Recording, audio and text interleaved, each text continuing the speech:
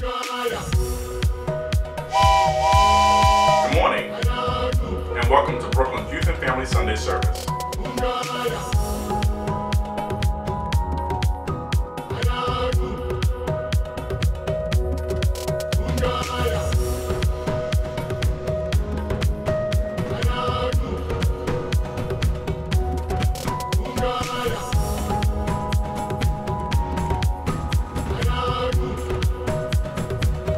Kids Kingdom starts now.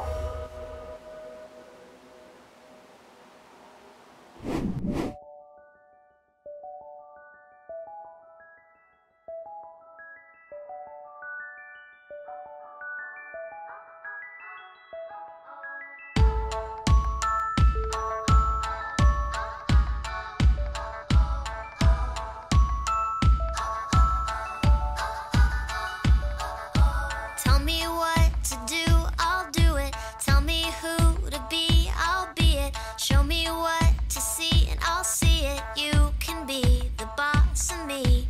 Oh, the boss of me. Oh, you can be the boss of me. And I don't want anybody else to be the boss of me.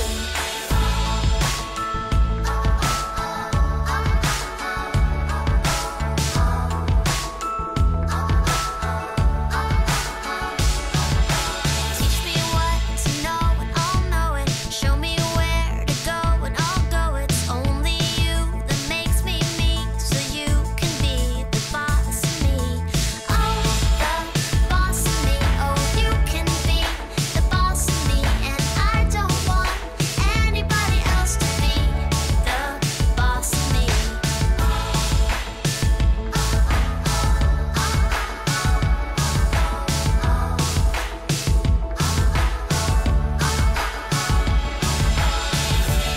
Everybody's got somebody that they're answering to. Criminals and cops, principals and presidents too. But when it comes to who will have a say in what I say and do, Jesus is the only one I'd ever choose. You are good and true, you know just what to do, and no one could ever be greater than you. You are good and true, and I wanna be like you, and no one could ever be greater than you. Oh, oh, oh, oh. The boss of me. Oh, you can be the boss of me, and I don't want anybody else to be the boss of me. Oh, the boss of me. Oh, you can be the boss of me, and I don't want anybody else to be the boss of me.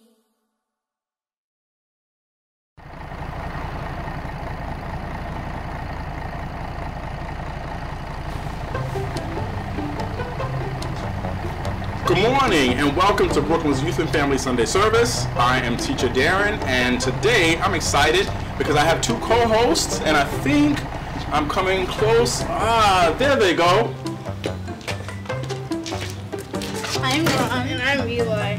Welcome to Brooklyn Youth and Family Sunday Service. Great, so they're going to be helping me today for the first segment, and then they're going to come back later for a second segment. What do you guys have in common? Let's get to know you. We both like playing video games. And yeah. And we both go to school. Okay, very good.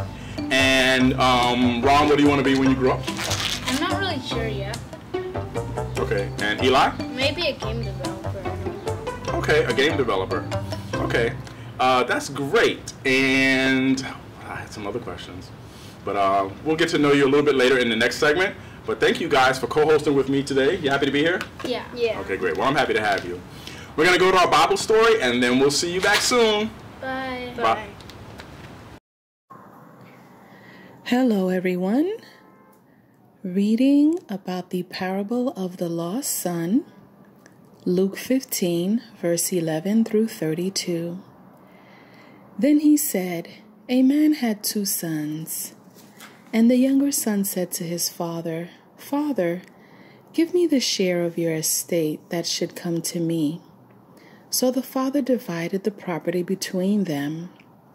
After a few days, the younger son collected all his belongings and set off to a distant country where he squandered his inheritance on a life of dissipation.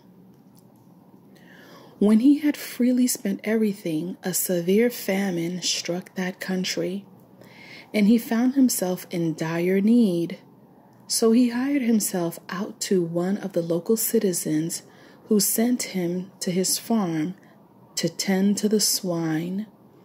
And he longed to eat his fill of the pods on which the swine fed, but nobody gave him any. Coming to his senses, he thought, "How many of my father's hired workers have more than enough food to eat? But here am I, dying from hunger. I shall get up and go to my father, and I shall say to him, 'Father, I have sinned against heaven and against you. I no longer deserve to be called your son. Treat me as you would treat one of your hired workers.' So he got up and went back to his father. While he was still a long way off, his father caught sight of him and was filled with compassion. He ran to his son, embraced him, and kissed him. His son said to him, 'Father, I have sinned against heaven and against you. I no longer deserve to be called your son.' But his father ordered his servants, 'Quickly, bring the finest robe and put it on him. Put a ring on his finger and sandals on his feet. Take the fattened calf and slaughter it. Then let us celebrate with a feast, because this son of mine was dead and has come to life again. He was lost and has been found.' Then the celebration began. Now the older son had been out in the field, and on his way back, as he neared the house, he heard the sound of music and dancing. He called one of the servants and asked what this might mean. The servant said to him, 'Your brother has returned, and your father has slaughtered the fattened calf, because he has him back safe and sound.' He became angry, and when he refused to enter the house, his father came out and pleaded with him. He said to his father in reply, 'Look, all these years I served you, and not once did I disobey your orders.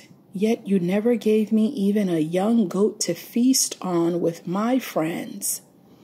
But when your son returns, who swallowed up your property with prostitutes, for him you slaughter the fattened calf.'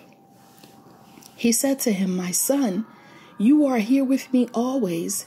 Everything I have is yours. But now we must celebrate and rejoice, because your brother was dead and has come to life again. He was lost and has been found.'" So the moral of this parable, boys and girls, is that we must not fear to tell our parents or go to God about anything we felt that we have done wrong, because your Father in heaven will always receive you, as well as your parents. And those of us with siblings, let's try to keep on the heart of Jesus. When our brother or sister comes forward with a wrong that they have done, let us rejoice and forgive them as God would forgive us as well.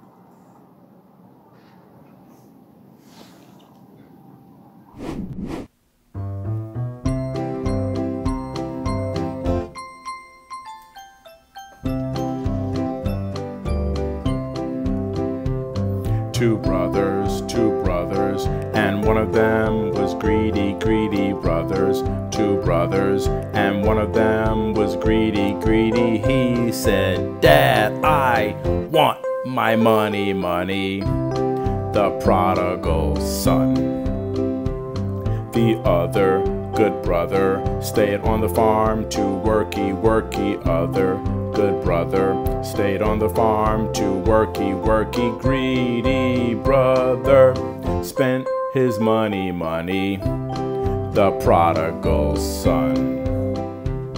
He spent it on having fun and drinky, drinky. Spent it on having fun and drinky, drinkies. He spent every shiny penny, penny. The prodigal son. The money was finished, so he had to feed the piggy, piggies. Money was finished, he had to feed the piggy, piggies. He was broke and kind of stinky, stinky. The prodigal son. He went home to daddy. He said he was sorry, sorry. Went home to daddy. He said he was sorry, sorry. Dad said, son, let's throw a party, party. The prodigal son. The brother who stayed home was feeling kind of grumpy, grumpy. Brother who stayed home was feeling kind of grumpy, grumpy. He said, Daddy, you must be crazy, crazy. The prodigal son. Said Daddy to Sonny, we have to throw a party, party. Dad said to Sonny, we have to throw a party, party. My son was lost, now he's foundy, foundy. The prodigal son.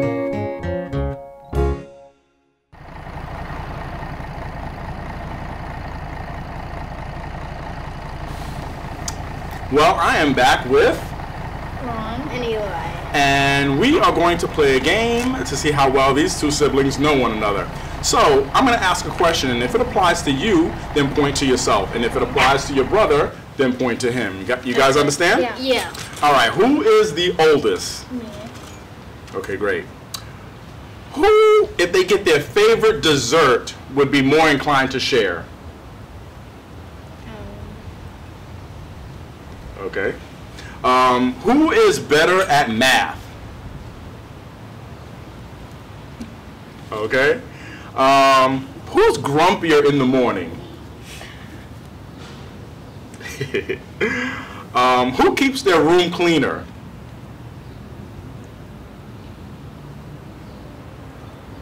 Okay. Who usually wins the video games? Okay. Who talks more? Okay. Who would you say is funnier?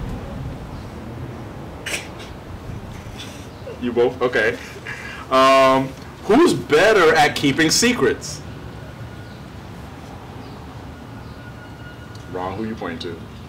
You thinking about it? I don't know. Okay. Who takes longer to get ready for school? Okay. Great. Well, thank you guys for playing. You can take your blindfolds off now. Thank you guys for joining me, helping me to host the Sunday service. Bye for now. Bye. Great having you. Thank you. See you later.